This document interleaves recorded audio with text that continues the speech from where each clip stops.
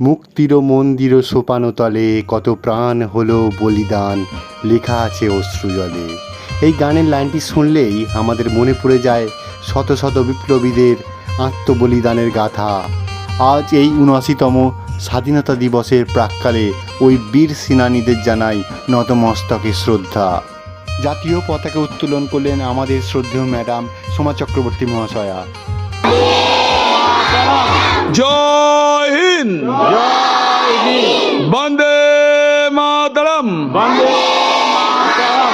বন্দে মাতরম, বন্দে মাতরম। ছাত্রছাত্রীরা নিজের মতো করে আবৃত্তি পাঠ করেও শোনালো। মজফরপুরের ফাঁসি মঞ্চের দিকে নৃত্য ভঙ্গিতে এগিয়ে যায় সে। আসুন আমরা বাংলা তথা ভারতবর্ষের সেই সমস্ত বিপ্লবীদের স্মরণ করি যাদের ঐকান্তিক প্রচেষ্টা আর আত্মবলিদানের জন্য আমরা আজ স্বাধীন ভারতবর্ষের নাগরিক।